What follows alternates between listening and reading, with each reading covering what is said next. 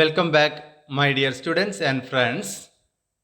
ഇന്ന് നിങ്ങൾ പഠിക്കാൻ വേണ്ടി പോകുന്നത് 11th അക്കൗണ്ടൻസിയുടെ 7ാമത്തെ ചാപ്റ്ററായ ഡിപ്രീസിയേഷൻ, പ്രൊവിഷൻസ് ആൻഡ് റിസർവ്സ്. അതിലെ തിയറി പാർട്ടുകളാണ് ഇന്ന് ഈ ക്ലാസ്സിൽ പഠിക്കാൻ വേണ്ടി പോകുന്നത്. അത്തരം തിയറി പാർട്ടുകൾ ഈ ഒരു ചാപ്റ്ററിനെ സംബന്ധിച്ചിടത്തോളം വളരെ പ്രധാനപ്പെട്ട കാര്യങ്ങളാണ്. അത് കൃത്യമായിട്ട് മനസ്സിലാക്കുക. നിങ്ങൾക്ക് അക്കൗണ്ടൻസിയുടെയോ ബിസിനസ് സ്റ്റഡീസിൻ്റെയോ നോട്ട്സ്, വീഡിയോസ് എന്നിവ ആവശ്യമുണ്ടെങ്കിൽ ബ്ലോഗ് സന്ദർശിക്കുക www.manojmelekandi.blogspot.com. ഇനി നമുക്ക് നോക്കാം, എന്താണ് ഡിപ്രീസിയേഷൻ അല്ലെങ്കിൽ മൂല്യക്ഷയം എന്ന് പറഞ്ഞാൽ എന്താണ് എന്ന് നമുക്ക് നോക്കാം. നമ്മൾ ഇന്നൊരു ഫിക്സഡ് അസറ്റ് വാങ്ങിക്കുന്നു എന്ന് കരുതുക. എന്താണ് fixed asset? Assets which can be used for A long period of time. ഒരുപാട് കാലം ബിസിനസ്സിൽ ഉപയോഗിക്കാൻ വേണ്ടി പറ്റുന്ന അസറ്റുകളാണ് ഫിക്സഡ് അസറ്റ്സ്. അത് നമ്മൾ നേരത്തെ പഠിച്ചു കഴിഞ്ഞു. Building, machinery, furniture, motor vehicle, computer etcetera, ഇതൊക്കെയാണ് ഫിക്സഡ് അസറ്റ്സ് എന്ന് പറയുന്നത്. അപ്പോൾ ഇങ്ങനെയുള്ള ഒരു ഫിക്സഡ് അസറ്റ് നമ്മൾ വാങ്ങിച്ചു കഴിഞ്ഞാൽ ഒരു വർഷം കഴിഞ്ഞു കഴിഞ്ഞാൽ അതിന് വാങ്ങിച്ച വില തന്നെ കിട്ടുമോ? കിട്ടില്ല. എന്തുകൊണ്ട്? പല കാരണങ്ങൾ കൊണ്ടും ഇന്ന് നമ്മൾ വാങ്ങിക്കുന്ന ഒരു ഫിക്സഡ് അസറ്റിന് ഒരു വർഷം കഴിയുമ്പോൾ ആ വാങ്ങിച്ച വില തന്നെ കിട്ടില്ല. കുറച്ച് കുറഞ്ഞ വില മാത്രമേ പിന്നെ നമുക്ക് ലഭിക്കുകയുള്ളൂ. അങ്ങനെ ഇന്ന് ഒരു ഫിക്സഡ് അസറ്റ് വാങ്ങിക്കുകയാണെങ്കിൽ ഒരു വർഷം കഴിഞ്ഞാൽ അതിൻ്റെ വില കുറഞ്ഞിട്ടുണ്ടാവും. അപ്പോൾ എത്ര രൂപയുടെ വില കുറവാണോ സംഭവിച്ചിരിക്കുന്നത്, ആ വിലക്കുറവിനെയാണ് നമ്മൾ പറയുന്നത് ഡിപ്രീസിയേഷൻ അല്ലെങ്കിൽ മൂല്യക്ഷയം എന്ന് പറയുന്നത്. അപ്പോൾ എന്തൊക്കെ കാരണങ്ങൾ കൊണ്ടായിരിക്കാം ഇങ്ങനെ മൂല്യക്ഷയം സംഭവിക്കുന്നത് അല്ലെങ്കിൽ ഡിപ്രീസിയേഷൻ സംഭവിക്കുന്നത്? യെസ്, ആ അസറ്റ് കണ്ടിന്യൂസ് ആയിട്ട് ബിസിനസ്സിൽ ഉപയോഗിക്കുന്നത് കൊണ്ടായിരിക്കാം. പല പാർട്സ് തേഞ്ഞു മാഞ്ഞു പോകുന്നത് കൊണ്ടായിരിക്കാം. ക്ലൈമാറ്റിക്കൽ ചേഞ്ചസ് കൊണ്ടോ അല്ലെങ്കിൽ ഡസ്റ്റ് കാരണമോ അല്ലെങ്കിൽ മറ്റ് പല കാരണങ്ങൾ കൊണ്ടും നമ്മൾ വാങ്ങിച്ച അസറ്റിന് വിലക്കുറവ് സംഭവിക്കും. അങ്ങനെ എത്ര രൂപയുടെ വിലക്കുറവാണോ സംഭവിക്കുന്നത്, ആ വിലക്കുറവിനെയാണ് നമ്മൾ പറയുന്നത് ഡിപ്രീസിയേഷൻ അല്ലെങ്കിൽ മൂല്യക്ഷയം എന്ന് പറയുന്നത്. നോക്കാം. Depreciation means decline in the value of a fixed asset due to use, passage of time or obsolescence. Depreciation may be described as a permanent, continuing and gradual shrinkage in the book value of fixed assets. ഒരു fixed അസറ്റ്സിൻ്റെ വിലയിൽ സ്ഥിരമായും തുടർച്ചയായും ഉണ്ടാകുന്ന ഇത്തരം വിലക്കുറവിനെയാണ് നമ്മൾ പറയുന്നത് depreciation എന്ന് പറയുന്നത്. Depreciation എന്ന് പറയുന്നത് it is calculated only for fixed assets and not for current asset. Current അസറ്റിന് നമ്മൾ ഡിപ്രീസിയേഷൻ കണക്കാക്കില്ല, ഫിക്സഡ് അസറ്റ്സിന് മാത്രമേ കണക്കാക്കുകയുള്ളൂ. അത് പ്രത്യേകം ഓർത്തിരിക്കുക. ഇനി നമുക്ക് നോക്കാം, എന്താണ് ഡിപ്രീസിയേഷൻ്റെ ഫീച്ചേഴ്സ് ഓഫ് ഡിപ്രീസിയേഷൻ, മൂല്യക്ഷയത്തിൻ്റെ സവിശേഷതകൾ. മൂല്യക്ഷയം അല്ലെങ്കിൽ ഡിപ്രീസിയേഷൻ എന്ന് പറഞ്ഞാൽ എന്തായിരുന്നു? Yes, it is decline in the book value of fixed asset. ഒരു ഫിക്സഡ് അസറ്റിൽ സംഭവിക്കുന്ന വിലക്കുറവിനെയാണ് നമ്മൾ പറയുന്നത് ഡിപ്രീസിയേഷൻ എന്ന് പറയുന്നത്. രണ്ടാമത്തത്, it includes loss of value due to efflux of time, usage or obsolescence. Depreciation എന്ന് പറയുന്നത് ടൈം പാസ് ചെയ്യുന്നതിനനുസരിച്ച് ഒരു അസറ്റിൻ്റെ വിലയിൽ കുറവ് സംഭവിക്കും. ഒരു വർഷം പഴയതായാൽ അല്ലെങ്കിൽ 2 വർഷം പഴയതായാൽ ആ അസറ്റിൻ്റെ വിലയിൽ ഓട്ടോമാറ്റിക്കായിട്ട് വിലക്കുറവ് സംഭവിക്കും. പല കാരണങ്ങൾ കൊണ്ടും, ക്ലൈമാറ്റിക്കൽ ചേഞ്ചസ് കൊണ്ടും അല്ലെങ്കിൽ ഡസ്റ്റ് കാരണമോ അല്ലെങ്കിൽ മറ്റ് പല കാരണങ്ങൾ കൊണ്ടും ആ അസറ്റിന് വിലക്കുറവ് സംഭവിക്കും. അതുപോലെ തന്നെ യൂസേജ്, ഒരു അസറ്റ് കണ്ടിന്യൂസ് ആയിട്ട് ബിസിനസ്സിൽ ഉപയോഗിക്കുന്ന സമയത്ത് അതിൻ്റെ പല പാർട്സും തേഞ്ഞു മാഞ്ഞു പോകാൻ സാധ്യതയുണ്ട്. അങ്ങനെ അസറ്റിന് വിലക്കുറവ് സംഭവിക്കാം. ഒബ്സലസൻസ് എന്ന് പറഞ്ഞു കഴിഞ്ഞാൽ സാങ്കേതിക വിദ്യയിലെ മാറ്റങ്ങൾ അല്ലെങ്കിൽ മെച്ചപ്പെട്ട ഉൽപ്പാദന മാർഗങ്ങൾ തുടങ്ങിയ കാരണങ്ങൾ കൊണ്ട് ഒരു സ്ഥിര ആസ്തിയിൽ വിലക്കുറവ് സംഭവിക്കാം. നമ്മൾ ഇന്ന് ഒരു മൊബൈൽ ഫോൺ വാങ്ങിക്കുന്നു, ഒരാഴ്ചയോ 2 ആഴ്ചയോ കഴിയുമ്പോൾ കൂടുതൽ ലേറ്റസ്റ്റ് ടെക്നോളജി ആയിട്ടുള്ള മറ്റ് മൊബൈൽ ഫോണുകൾ മാർക്കറ്റിൽ ഇറങ്ങിയാണ്. അപ്പോൾ നമ്മൾ നേരത്തെ വാങ്ങിച്ച മൊബൈൽ ഫോണിന് പിന്നീട് ആ വില കിട്ടില്ല. കാരണം അതിനേക്കാൾ ടെക്നോളജി കൂടിയ നല്ല ഫീച്ചേഴ്സുള്ള മൊബൈൽ ഫോൺ മാർക്കറ്റിൽ ഇറങ്ങി. അപ്പോൾ സാങ്കേതിക വിദ്യ മാറുന്നതിനനുസരിച്ച് നേരത്തെ ഇറങ്ങിയ ഇത്തരം ഫിക്സഡ് അസറ്റിൻ്റെ വിലയിൽ കുറവ് സംഭവിക്കും. പിന്നെ വരുന്നത് it is A continuous process. Depreciation എന്ന് പറയുന്നത് കണ്ടിന്യൂസ് ആയിട്ട് നടക്കുന്ന ഒരു പ്രോസസ്സാണ്. നമ്മൾ ഈ വർഷം ഒരു അസറ്റ് വാങ്ങിക്കുന്നു, ഫിക്സഡ് അസറ്റ് വാങ്ങിക്കുന്നു, അത് ഈ വർഷം അവസാനം അതിന് വിലക്കുറവുണ്ടാവും, അടുത്ത വർഷവും അതിനടുത്ത വർഷവും എല്ലാം വിലക്കുറവുണ്ടാവും. അത് കണ്ടിന്യൂസ് ആയിട്ടുള്ള ഒരു പ്രോസസ്സാണെന്ന് നമുക്ക് പറയാം. നെക്സ്റ്റ് നമുക്ക് പറയാം it is an expired cost and hence must be deducted before calculating taxable profit. നമ്മൾ ടാക്സബിൾ പ്രോഫിറ്റ് കാൽക്കുലേറ്റ് ചെയ്യുന്ന സമയത്ത് നമ്മൾ ഈ ഒരു ഡിപ്രീസിയേഷൻ എന്ന് പറയുന്നത് ഒരു എക്സ്പെൻസായി കണക്കാക്കിക്കൊണ്ട് നമ്മൾ ബുക്കിൽ രേഖപ്പെടുത്തിയിരിക്കണം. കാരണം ഈ ഫിക്സഡ് അസറ്റ് കൂടി ഉപയോഗിച്ചുകൊണ്ടാണ് നമ്മൾ സെയിൽസ് നടത്തുന്നത്. അല്ലെങ്കിൽ സാധനങ്ങൾ വിറ്റ് നമുക്ക് റവന്യൂ ഏൺ ചെയ്യണമെങ്കിൽ ഈ ഫിക്സഡ് അസറ്റിൻ്റെ കൂടി ഉപയോഗമുണ്ടായിരിക്കണം. നമുക്ക് ബിൽഡിങ്ങുകൾ വേണം, മെഷീനറി വേണം, ഫർണിച്ചർ വേണം, എങ്കിൽ മാത്രമേ നമുക്ക് പ്രൊഡക്ഷൻ നടത്താനോ അല്ലെങ്കിൽ സാധനങ്ങൾ വിൽപ്പന നടത്താനോ നമുക്ക് സാധിക്കുകയുള്ളൂ. അപ്പോൾ റവന്യൂ ഏൺ ചെയ്യണമെങ്കിൽ നമുക്ക് ഫിക്സഡ് അസറ്റ്സുകൾ വേണം. അപ്പോൾ ഫിക്സഡ് അസറ്റ്സുകൾ ബിസിനസ്സിൽ ഉപയോഗിക്കുമ്പോൾ അതിന് വിലക്കുറവുണ്ടാവുന്നു. ആ വിലക്കുറവ് നമ്മുടെ യഥാർത്ഥത്തിൽ ഒരു ലോസ് ആണ്, അല്ലെങ്കിൽ ഒരു എക്സ്പെയർഡ് കോസ്റ്റ് ആണെന്ന് നമുക്ക് പറയാം. അത് സംഭവിച്ചു കഴിഞ്ഞ ഒരു ചിലവാണ്. ആ ചിലവ് നമ്മൾ ടാക്സബിൾ പ്രോഫിറ്റ് കാൽക്കുലേറ്റ് ചെയ്യുമ്പോൾ കണക്കാക്കിയിരിക്കണം. Next, it is a non cash expense. It does not involve any cash outflow. ഡിപ്രീസിയേഷൻ്റെ മറ്റൊരു പ്രധാനപ്പെട്ട ഫീച്ചറാണ് ഇതൊരു നോൺ ക്യാഷ് എക്സ്പെൻസ് ആണ്. സാലറി എന്ന് പറയുമ്പോൾ നമ്മൾ പൈസ കൊടുക്കുന്നുണ്ട് എംപ്ലോയീസിന്, അല്ലേ? അതുപോലെ ടെലിഫോൺ ചാർജസ് എന്ന് പറയുമ്പോൾ നമ്മൾ പൈസ കൊടുക്കുന്നുണ്ട്. ട്രാവലിംഗ് എക്സ്പെൻസസ് എന്ന് പറയുമ്പോൾ നമ്മൾ പൈസ കൊടുക്കുന്നുണ്ട്. പക്ഷേ ഡിപ്രീസിയേഷൻ എന്ന് പറയുന്നത് നമ്മൾ ആർക്കും പൈസ കൊടുക്കുന്നില്ല. ആ ഒരു അസറ്റ് വാങ്ങിക്കുന്ന സമയത്ത് മാത്രമേ നമ്മൾ പൈസ കൊടുക്കുന്നുള്ളൂ. പിന്നെ ഓരോ വർഷവും നമ്മൾ അതിനു വേണ്ടി പ്രത്യേകിച്ച് പൈസ ആർക്കും കൊടുക്കുന്നില്ല. അതുകൊണ്ട് തന്നെ ഇതൊരു നോൺ ക്യാഷ് എക്സ്പെൻസ് ആണെന്ന് പറയാം. ഇനി നമുക്ക് നോക്കാം ഡിപ്രീസിയേഷനുമായിട്ട് ബന്ധപ്പെട്ട സിമിലർ ടേംസ്. പ്രധാനമായിട്ട് 3 ടേമുകളാണ് ഉള്ളത് എന്ന് നമുക്ക് പറയാം. Depreciation, depletion, amortisation. ഡിപ്രീസിയേഷൻ എന്ന് പറഞ്ഞാലും ഡിപ്ലഷൻ എന്ന് പറഞ്ഞു കഴിഞ്ഞാലും അമോർട്ടൈസേഷൻ എന്ന് പറഞ്ഞു കഴിഞ്ഞാലും decrease in value of fixed asset തന്നെയാണ്. അതിൽ ഡിപ്രീസിയേഷൻ എന്നുള്ളത് നമുക്ക് പറയാം decrease in the value of tangible asset എന്ന് പറയാം. അപ്പോൾ decrease in the value of tangible assets which can be touched and seen. നമുക്ക് കാണാനോ തൊടാനോ പറ്റുന്ന അസറ്റുകളിൽ സംഭവിക്കുന്ന അത്തരം വിലക്കുറവിനെ നമുക്ക് ഡിപ്രീസിയേഷൻ എന്നുള്ള ടേം ഉപയോഗിക്കാം. നെക്സ്റ്റ് വരുന്നതാണ് ഡിപ്ലഷൻ. ഡിപ്ലഷൻ അല്ലെങ്കിൽ മൂല്യശോഷണം എന്ന് പറയുമ്പോൾ it is decrease in the value of natural resources. Natural റിസോഴ്സസിന് അല്ലെങ്കിൽ വേസ്റ്റിംഗ് അസറ്റിന് സംഭവിക്കുന്ന വിലക്കുറവിനെ നമുക്ക് ഡിപ്ലഷൻ എന്ന് പറയാം. ഉദാഹരണം മൈൻസ്, ക്വാറീസ് എക്സെട്ര. ഉദാഹരണം ഖനികളിൽ നിന്നോ ക്വാറികളിൽ നിന്നോ അസംസ്കൃത വസ്തുക്കൾ നമ്മൾ വേർതിരിച്ചെടുക്കുന്നതിനനുസരിച്ച് ആ ക്വാറിയുടെ വില ഡിക്രീസ് ചെയ്യും. ഒരു ക്വാറിയിൽ നിന്നും നമ്മൾ എത്രമാത്രം ഉൽപ്പന്നങ്ങളാണോ ഓരോ വർഷവും വേർതിരിച്ചെടുക്കുന്നത് അല്ലെങ്കിൽ കുഴിച്ചെടുക്കുന്നത്, അതിനനുസരിച്ച് ആ ക്വാറിയുടെ അല്ലെങ്കിൽ ആ ഒരു ഖനിയുടെ വില കുറഞ്ഞുകൊണ്ടിരിക്കും. അങ്ങനെ സംഭവിക്കുന്ന വിലക്കുറവിനെയാണ് പറയുന്നത് ഡിപ്ലഷൻ എന്ന് പറയുന്നത്. ഡിപ്ലഷൻ എന്ന് പറയുമ്പോൾ it means decrease in the value of natural resources due to extraction of resources.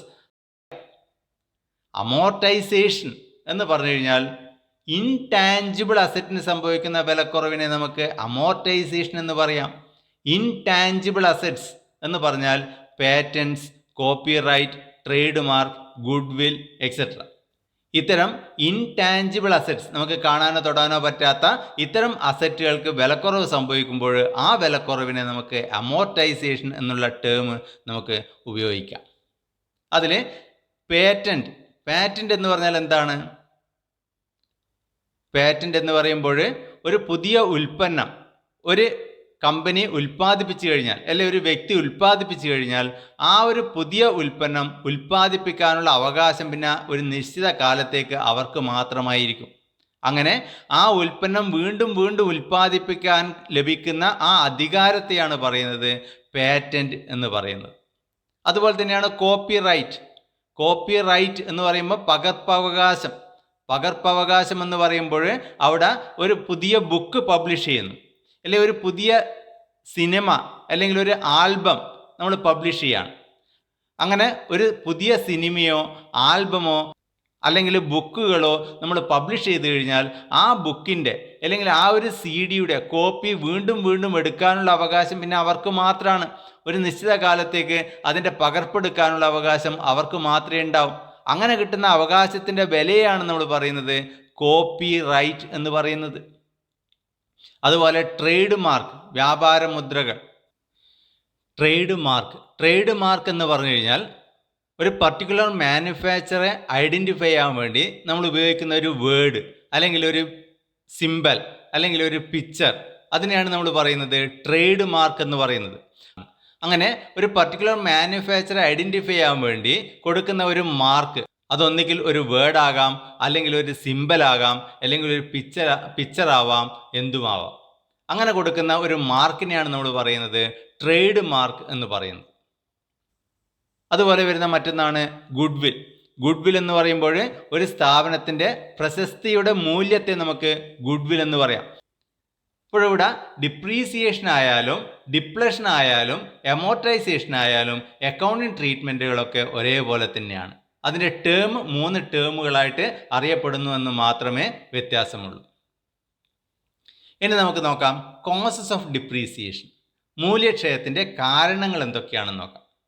ഒന്ന്, wear and tear due to use or passage of time. ഉപയോഗം, കാലപ്പഴക്കം എന്നിവ മൂലമുണ്ടാകുന്ന തേയ്മാനം.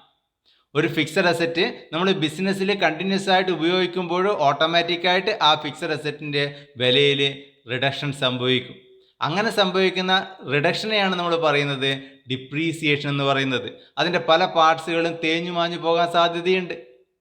ഒരു ഫിക്സഡ് അസറ്റിന് സംഭവിക്കുന്ന ആ വിലക്കുറവിനെ നമുക്ക് ഡിപ്രീസിയേഷൻ എന്ന് പറയാം. ഇനി ഒരു ഫിക്സഡ് അസറ്റ് നമ്മൾ വാങ്ങിക്കുന്നു, പക്ഷേ അത് നമ്മൾ ബിസിനസ്സിൽ ഉപയോഗിക്കുന്നില്ല, അത് വെറുതെ സൂക്ഷിച്ചു വെച്ചിരിക്കുകയാണ്, എങ്കിലും അതിന് ഡിപ്രീസിയേഷൻ ഉണ്ടാവും. കാരണം വെതർ ചേഞ്ചസ് കൊണ്ടോ അല്ലെങ്കിൽ പൊടി കൊണ്ടോ അല്ലെങ്കിൽ മറ്റ് കാരണങ്ങൾ കൊണ്ടൊക്കെ അതിന് വിലക്കുറവ് സംഭവിക്കും. ആ വിലക്കുറവിനെ നമ്മൾ ഡിപ്രീസിയേഷൻ എന്ന് പറയുന്നു.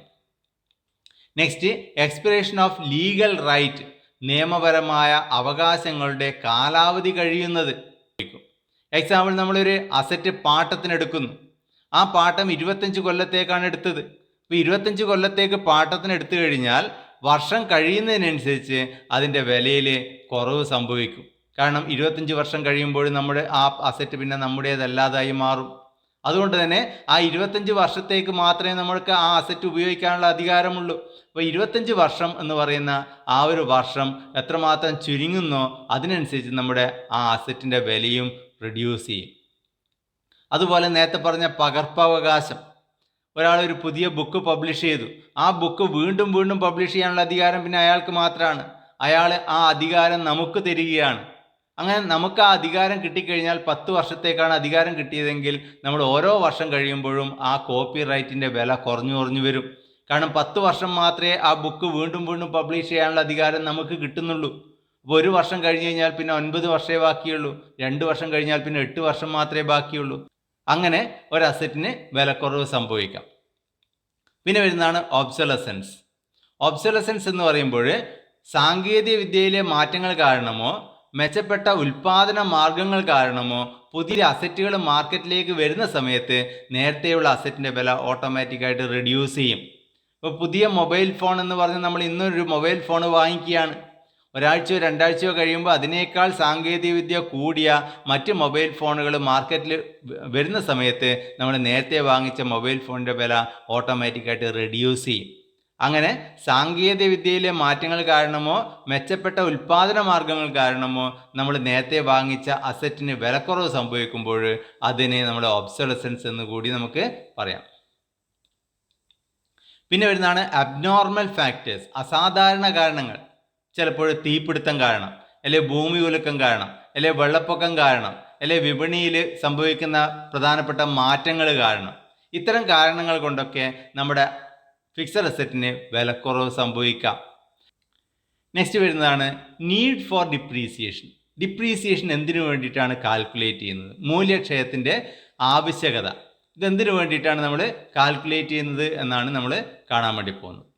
ഒന്ന്, matching of cost and revenue. വരുമാനവും ചെലവും തമ്മിലുള്ള പൊരുത്തപ്പെടൽ. നമ്മൾ നേരത്തെ സെക്കൻഡ് ചാപ്റ്ററിൽ പഠിച്ചു മാച്ചിങ് കൺസെപ്റ്റ്. ആ മാച്ചിങ് കൺസെപ്റ്റ് പ്രകാരം ഒരു റവന്യൂ ബുക്കിൽ രേഖപ്പെടുത്തുമ്പോൾ ആ റവന്യൂ ആയിട്ട് ബന്ധപ്പെട്ട എല്ലാ ചെലവുകളും ആ വർഷം തന്നെ നമ്മൾ റെക്കോർഡ് ചെയ്യണമെന്ന് പഠിച്ചു. അങ്ങനെ ചെലവും വരവും രണ്ടും അതാത് വർഷം തന്നെ ബുക്കിൽ രേഖപ്പെടുത്തണമെന്ന് നമ്മൾ പഠിച്ചു. അപ്പോൾ ആ ഒരു കൺസെപ്റ്റ് അനുസരിച്ച് ഒരു വർഷത്തെ റവന്യൂ നമ്മൾ ബുക്കിൽ കാണിക്കുമ്പോൾ ആ റവന്യൂ ഏൺ ചെയ്യാൻ വേണ്ടിയിട്ട് അതുമായിട്ട് ബന്ധപ്പെട്ട എല്ലാ ചെലവുകളും നമ്മൾ ആ വർഷം തന്നെ കാണിക്കണം. അപ്പോൾ ഒരു ബിസിനസ്സിൽ ഒരു വർഷം റവന്യൂ ഏൺ ചെയ്യുന്നത് അത് ഫിക്സഡ് അസറ്റ് കൂടി ഉപയോഗിച്ചുകൊണ്ടാണ്, ഫിക്സഡ് അസറ്റിൻ്റെ കൂടി സേവനങ്ങൾ ഉപയോഗിച്ചുകൊണ്ടാണ്. അങ്ങനെ ഫിക്സഡ് അസറ്റ് ബിസിനസ്സിൽ ഉപയോഗിക്കുക വഴി ഫിക്സഡ് അസറ്റിൻ്റെ വിലയിൽ കുറവ് സംഭവിക്കുന്നുണ്ട്. അപ്പോൾ അങ്ങനെ ഫിക്സഡ് അസറ്റ് കൂടി ബിസിനസ്സിൽ ഉപയോഗിച്ചുകൊണ്ടാണ് ബിൽഡിംഗ് ആയാലും മെഷീനറി ആയാലും ഫർണിച്ചർ ആയാലും ഇത്തരം ഫിക്സഡ് അസറ്റുകൾ കൂടി ബിസിനസ്സിൽ ഉപയോഗിച്ചിട്ടാണ് ബിസിനസ് ഒരു വർഷം റവന്യൂ ഏൺ ചെയ്യുന്നത്. അങ്ങനെ ഏൺ ചെയ്യുന്ന ആ റവന്യൂ ആയിട്ട് ബന്ധപ്പെട്ട ചെലവായതിനാൽ ഡിപ്രീസിയേഷൻ എന്ന് പറയുന്നത് ബുക്കിൽ കാണിച്ചിരിക്കണം. നെക്സ്റ്റ്, കൺസിഡറേഷൻ ഓഫ് ടാക്സ്, നികുതി പരിഗണന. ഡിപ്രീസിയേഷൻ എന്ന് പറയുന്നത് it is A deductible cost for tax purposes. Tax calculate ചെയ്യുന്ന സമയത്ത്, ടാക്സബിൾ പ്രോഫിറ്റ് കാൽക്കുലേറ്റ് ചെയ്യുന്ന സമയത്ത് ഡിപ്രീസിയേഷൻ എന്ന് പറയുന്ന ചെലവ് നമുക്ക് റെഡ്യൂസ് ചെയ്യാം. ഇപ്പോൾ ഡിപ്രീസിയേഷൻ എന്ന് പറയുന്നത് ഒരു ഡിഡക്റ്റബിൾ കോസ്റ്റ് ആണെന്ന് നമുക്ക് പറയാം.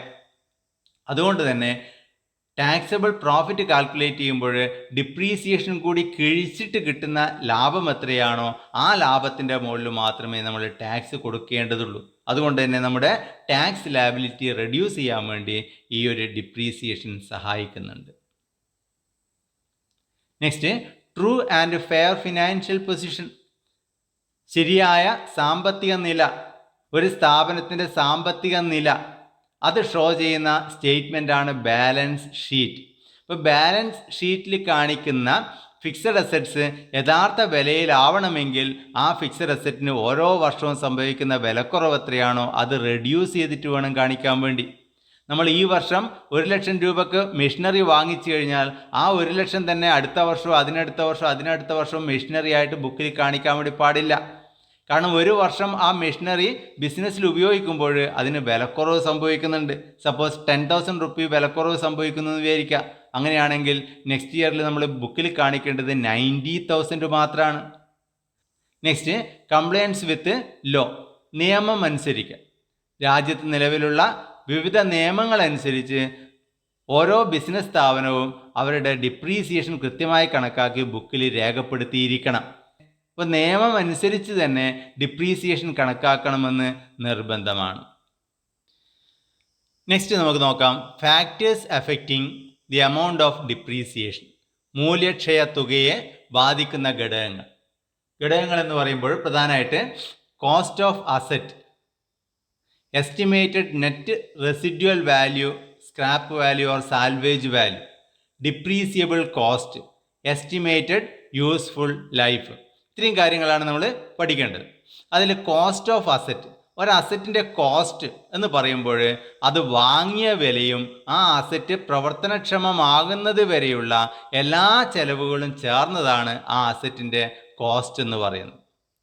ഒരു അസറ്റ് വാങ്ങിക്കുമ്പോൾ അതിൻ്റെ പർച്ചേസ് പ്രൈസ് എത്രയാണോ അത് പ്ലസ് ആ അസറ്റ് ബിസിനസ്സിലേക്ക് കൊണ്ടുവരാൻ വേണ്ടിയിട്ടുള്ള ട്രാൻസ്പോർട്ടിംഗ് ചാർജ്, അതിൻ്റെ ലോഡിംഗ് ആൻഡ് അൺലോഡിംഗ് ചാർജ്, അതിൻ്റെ ട്രാൻസിറ്റ് ഇൻഷുറൻസ് ഉണ്ടെങ്കിൽ അത്, അതുപോലെ തന്നെ അതിൻ്റെ രജിസ്ട്രേഷൻ ചെലവ്, ആ അസറ്റ് വാങ്ങിക്കുമ്പോൾ കൊടുത്ത കമ്മീഷൻ, അതുപോലെ തന്നെ ചിലപ്പോൾ കമ്പ്യൂട്ടറാണ് വാങ്ങിക്കുന്നതെങ്കിൽ ആ കമ്പ്യൂട്ടറുമായിട്ട് ബന്ധപ്പെട്ട സോഫ്റ്റ്വെയറുകൾ, ഇതൊക്കെ ചേർന്നതാണ് ആ അസറ്റിൻ്റെ ടോട്ടൽ കോസ്റ്റ് എന്ന് പറയുന്നത്.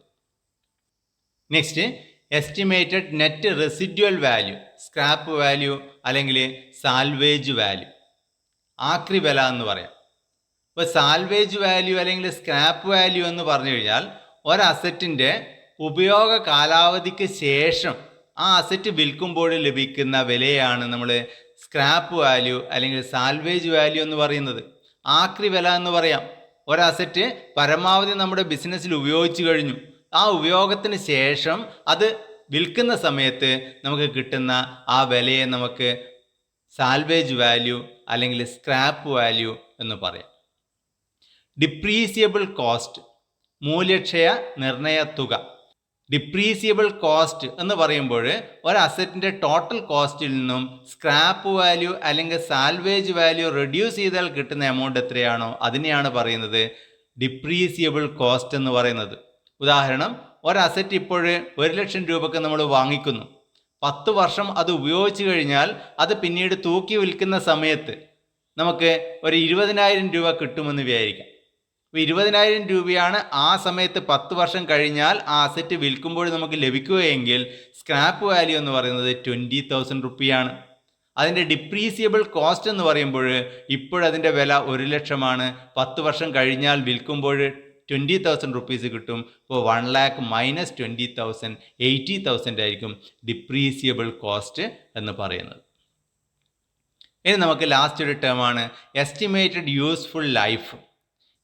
ഒരു അസറ്റ് കാര്യക്ഷമമായി എത്ര വർഷം ബിസിനസ്സിൽ ഉപയോഗിക്കാൻ വേണ്ടി പറ്റും, അതിൻ്റെ പ്രതീക്ഷിത ആയുസ് എത്രയാണ്, അതിനെയാണ് പറയുന്നത് എസ്റ്റിമേറ്റഡ് യൂസ്ഫുൾ ലൈഫ് എന്ന് പറയുന്നത്. അത് യൂസ്ഫുള്ളായിട്ട് ഉപയോഗക്ഷമമായ രീതിയിൽ ബിസിനസ്സിൽ എത്ര കാലം നമുക്ക് ഉപയോഗിക്കാൻ വേണ്ടി പറ്റും, അതിനെയാണ് പറയുന്നത് എസ്റ്റിമേറ്റഡ് യൂസ്ഫുൾ ലൈഫ് എന്ന് പറയുന്നത്. ഇതോടുകൂടി ഇന്നത്തെ ക്ലാസ് ഇവിടെ അവസാനിക്കുകയാണ്. ഈ ക്ലാസ് ഇഷ്ടപ്പെട്ടെങ്കിൽ ചാനൽ സബ്സ്ക്രൈബ് ചെയ്യുക, ഷെയർ ചെയ്യുക, ലൈക്ക് ചെയ്യുക, കമൻറ്റ് ചെയ്യുക. അടുത്ത ക്ലാസ്സിൽ നമുക്ക് ഡിപ്രീസിയേഷൻ കാൽക്കുലേഷനുമായിട്ട് ബന്ധപ്പെട്ട കാര്യങ്ങളാണ്. ആ ക്ലാസ്സിൽ നമുക്ക് കണ്ടുമുട്ടുന്നതുവരെ എല്ലാവർക്കും നന്ദി, നമസ്കാരം.